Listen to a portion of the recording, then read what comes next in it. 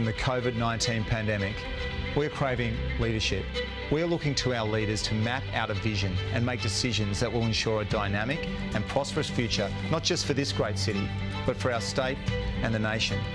Large-scale construction and infrastructure projects are surging ahead, but our future goes beyond the roads, trains and bridges that will physically determine the shape and dynamics of the city. It goes to our individuality and our destiny, and Sydney's position as a major international centre.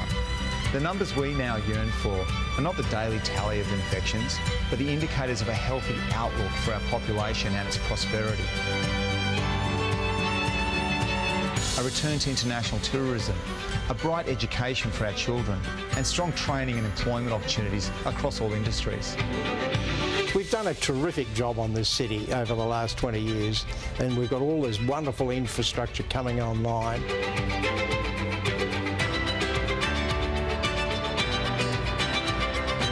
Making the city work for all the people who live in it, whether you live in the west, the east, the south, the north. It's a very diverse and amazing place, and we want all those people to be part of feeling good about the future.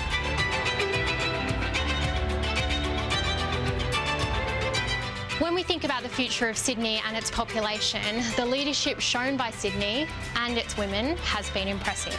This leaves us with the question, at a time of great change for our population, are there even more opportunities for women in leadership?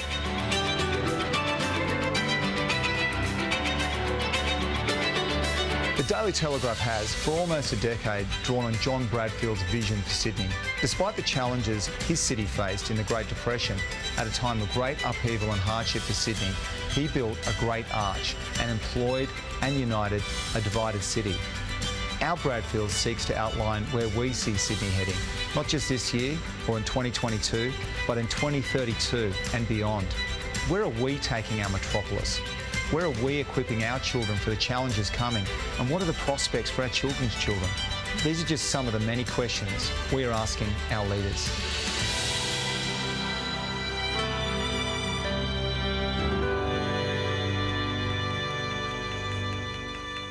Bradfield oration. The oration challenges us to think of the Sydney of the future, to lift our vision and to imagine what our great city could be, to reflect on how we can shape our cities here and around Australia, and indeed how our cities indeed shape us. John Bradfield, mentored by the legendary Sir John Monash, understood that our role is to shape and build for the future. The Harbour Bridge, City Circle and so much are a testimony to Bradfield's vision. As Bradfield bridged the harbour, so we are bridging to the future. And the partnering with the New South Wales Government has been critical. Airport, roads, rail. This is a massive project and it is already meeting so many milestones. Only a fortnight ago, I was there with the Premier, where construction was starting on the new terminal. It is truly taking shape. This airport is a bridge to Sydney's future and a bridge for Sydney to the world. So we are building the economy and shaping the city for the next 100 years. Friends, Sydney is a great city. It's my home. And I want to thank Ben English and the Daily Telegraph for this annual oration and the contribution that they have made to the life of Sydney. This is what imagining the city of tomorrow is all about, and the jobs of the future. And then governments like ours working together with Dominic Perrottet to get it done. It's a pleasure to be supporting this oration.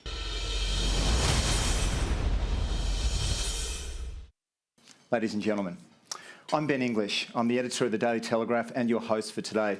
Now, we can't begin to imagine what Sydney might look like in the year 2500, but we can sort of think about what it might look like in 2050. And the work that we all do here today and the ideas that we hear will affect our city for decades to come. The whole point of the Bradfield oration, when it was conceived by my predecessor, Paul Whittaker, was to bring great minds, not just from Sydney or New South Wales, but from around the world, and bring them together and discuss what the vision is for this city and how we get there. Our Bradfield orator today, I believe, understands that numbers don't mean anything without ideas to back them up. It's a real honour and privilege to be having been asked to deliver this oration today in the greatest city, in the greatest state, in the greatest country in the world. I want to acknowledge Michael Miller, Executive Chairman of News Corp, the Bradfield Board, my ministerial colleagues who are here today, Stuart Ayres, Alistair Henskins, Victor Dominello and Sarah Mitchell. We've got a great team here in our state to take our city and state forward. In a few short years, the Bradfield oration has become not just a fixture in the life of our city, but the benchmark for the best of public imagination. I was hoping to be able to come here and, as I said, not talk about living in the shadow of COVID. But as so often has been the case over the last 2 years, we are still faced with uncertainty. We've been confronted with so many setbacks, stops and starts, fears and failures. For many, there has been heartache and loss. It would be perfectly understandable for many of us to look back with frustration and to look ahead with despair. But every generation, through time, has been tested. And I believe that this is our turn and this is our test. Our state and our city have been through testing times before. Fire, flood, famine, war and disease. We've seen it, we've faced it, and we've overcome it. So even though we meet in the shadows of the pandemic, nothing should overshadow our hopes for a better future or our confidence in getting there. For the last 10 years, I've been part of a government that has worked every day, not just to articulate a vision, but to make it real. We have made delivering mega projects on a mega scale par for the course. This is a great outcome for our state and for our people. But now we must deliver in the face of uncertainty and in the midst of adversity. Well, we can and we will.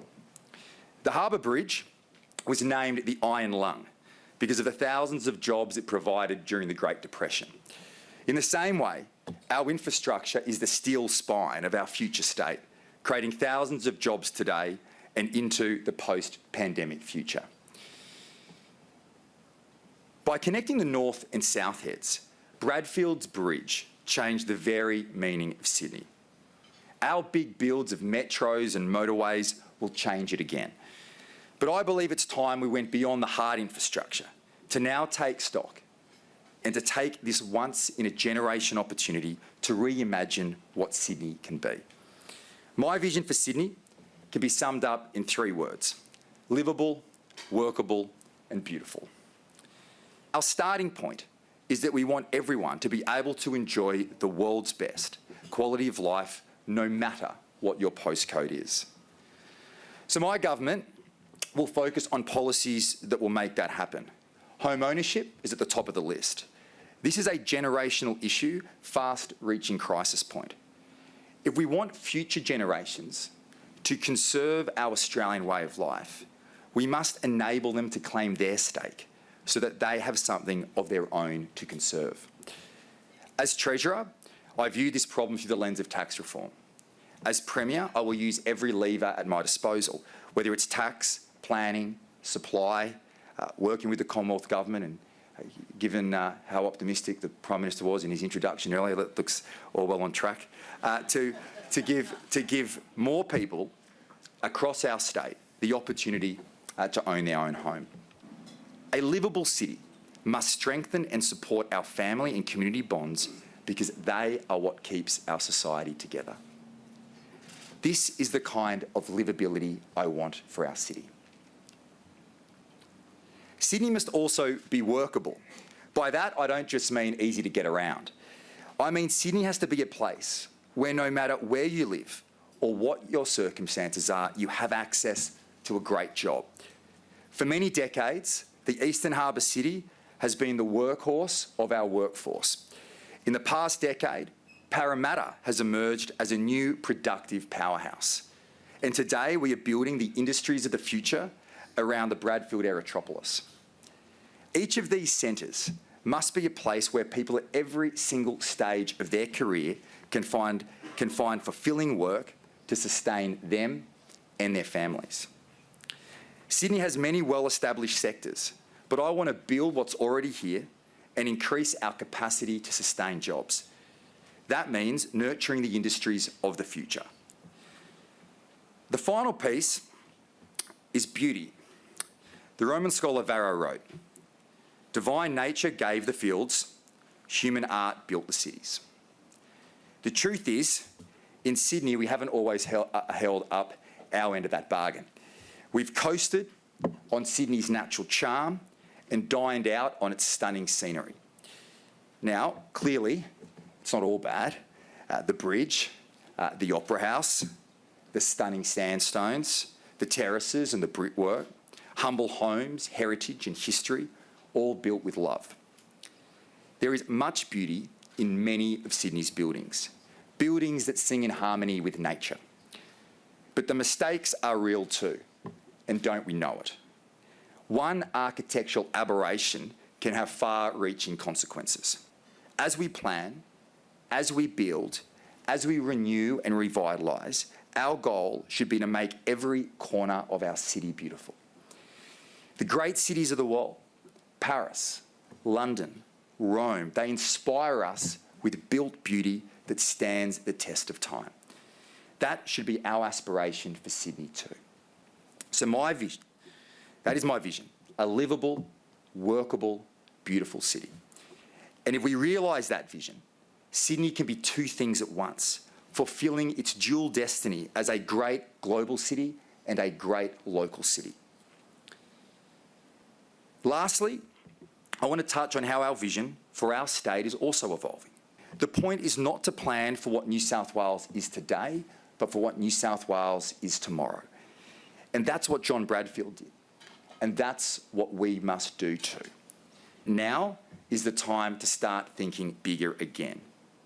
At present, our vision spans east to west.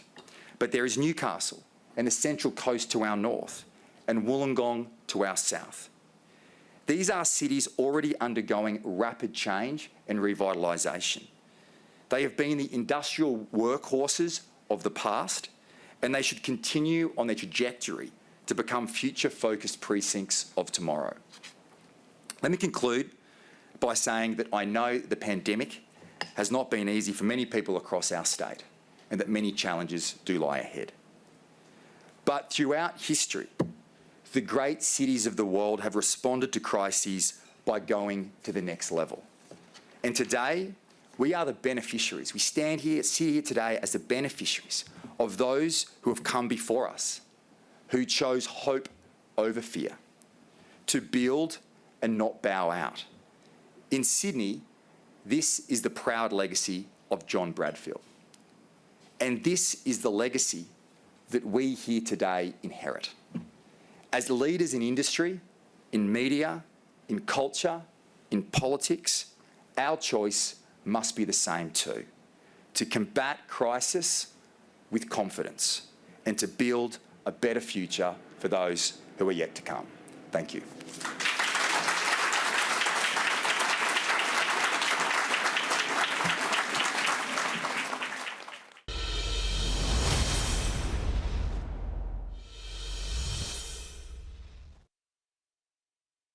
It is my absolute delight to host this panel of thought leaders to discuss the topic that occupies all of our minds, which is the future of Sydney. So we'll start with a question. What do you think would be the biggest and best thing Sydney could do in the next 12 months to take this city to the next level? I think the thing that we've got to do in this city is to breathe new life back into it. The city has been dormant for a couple of years. It was even dormant before the pandemic. And we've invested in all these magnificent new facilities, and we'll soon have the metro running through town. The thing is now to bring events in to get the city moving again, to make it a focus point. So whether it be Sydney Modern, the new football stadium, whatever, you know, the new theatre, let's get the events going. Dr. Katrina Wallace, who is an AI expert. To Shep's point, you know, the opportunities before us, from your perspective, are there opportunities that we are missing out on already? Well, yes, Anna. So we're missing out on a national level of embracing the fastest growing technology sector in the world, which is artificial intelligence. Australia, we are laggards. We have less than 10% of investment per capita into AI compared to, say, markets like the US, and we are way behind. Now, the opportunity this presents for Sydney is, why can't we make this city a hub of artificial intelligence? So, and Sherry, when we think about technology and we think about the role that it can play, particularly post-pandemic, do you see a role for that in terms of tourism and how we get tourism driving again? Yeah, well, I'm excited by the idea actually of the virtual universe, because that starts to tease people into or prompt them into thinking, well, I could be there. But you can almost see it and feel it before you get there. So I think there's a lot that we could and should be doing to bring stuff to life, to bring opportunity to life, to bring all the connecting pieces to life. Because I think great places to visit, as we all know, are very people-centric. So we've talked a lot about that today, and the Premier's talked about that as well. Things also connect, and I think that really is at the heart of the overall tourism offering. Amazing city, amazing stuff. It's traditionally sometimes been connected, sometimes not. Sometimes bits of the city are open, sometimes bits of it aren't. Sometimes it feels safe, sometimes it doesn't. It's about laying all of that out. I'm doing it like this, but you do it virtually, laying it all out and just working out how you get all the bits to work together, and then there's magic. What other challenges do you guys identify, with all these politicians in the room, things that could be tweaked, changed almost immediately? Do you have a wish list? Amy. So we've identified key sectors where we think that New South Wales has the potential to, leverage its underlying strengths to grow, right? So, we're talking about obviously visitor economy, international education, agri-tech, medtech and biosciences, defence and aerospace, and net zero economy. So I suppose from my perspective, it's moving fast enough to get that clarity on what government needs to do in each of those areas, because it's different in every case, so that we can act on it quickly, because the momentum is now, and I don't want the opportunity to lost. So it's my request is probably agility. Yeah, agility, that's right, and seizing that momentum that we have, not wasting a second. Shep, we know yours. Mine's very basic. Speed up planning, please. Yeah. I'll just pause for that to sink in. One more thought just along the panel before we wrap up. We talked this week about the idea of Sydney getting the F1. What a dream. Can I ask each of you your dream event for this city to take that could take us into the future? Shep, I know yours. So I'm a huge supporter of F1, but apart from that, we're pushing now to get a roof on Stadium Australia, and I'd love to have a world-class opera in front of 80,000 people at Stadium Australia. That's the event I'd love to chase. Amy? I was just going to say I want Taylor Swift to come back and do another concert. I like that one, Taylor Swift. I'll put that on my list. I'll make a quick comment, though, on not specifically Formula One, although events such as that. One benefit about it is it actually creates and inspires jobs beyond the event itself. So something that inspires kids to realise that tech is cool and jobs of the future are cool. And, for example, there are great synergies between things like Formula One and defence and aerospace, like jobs of the future. So if we're enabling our kids to see what the future can look like and say, oh, I want to do that and I'm going to go and get trained in it, that's an added benefit to just me really enjoying a Taylor Swift concert. And people globally are looking for connection to Indigenous history and knowledge all over the world, and we probably have the most intact, most knowledgeable, most diverse Indigenous knowledge base left on Earth. And so the question for us and Sydney is where most Indigenous Australians now live. So imagine if we could create not just a sort of centre of excellence in the old-fashioned way, but an amazing event every year where people from all over the world who are interested in traditional healing, traditional knowledge, traditional understanding of the environment, all those things that actually now are becoming the basis of new ways of thinking. Imagine if we were the hosts and the centre of that. It helps us reimagine ourselves. That's right. In an environment where we're talking about an Australia with a treaty, with constitution, whatever it is, with vehicles, yeah, that's right, that recognise the First Nations people in Australia. It gives us another way of doing that, and I think that could be incredibly powerful.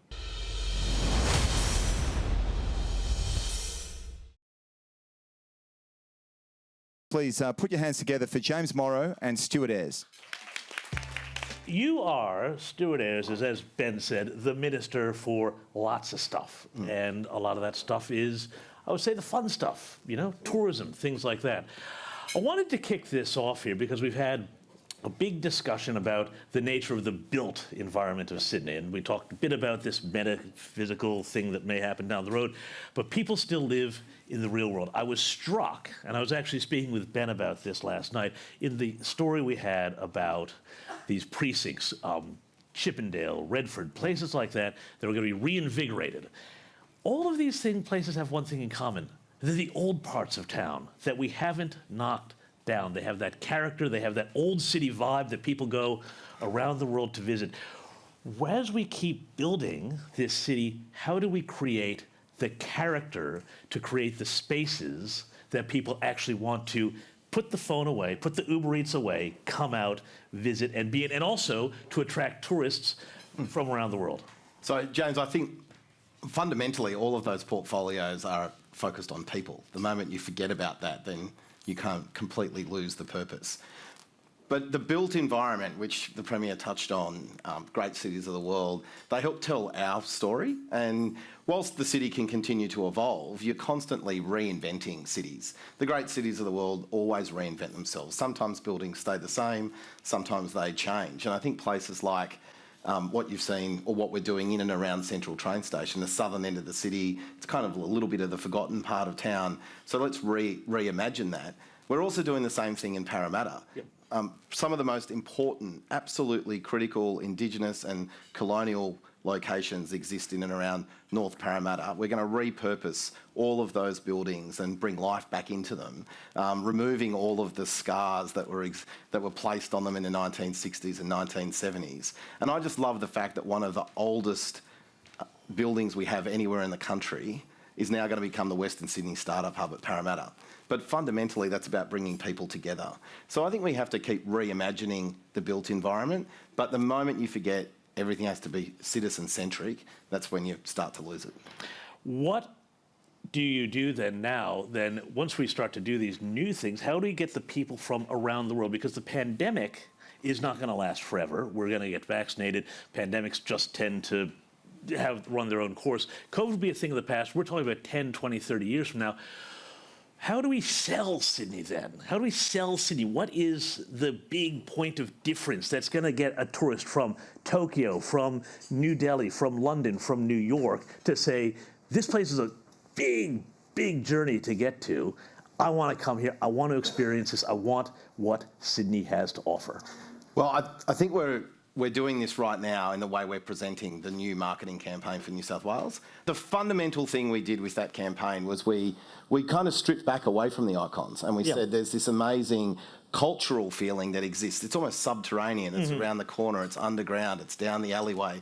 We wanted to bring that out, and then we also wanted that to clash in a really kind of visceral way with the beautiful natural landscapes that we've got, Blue Mountains, harbours, amazing rural locations. So bringing those two things together becomes really critical.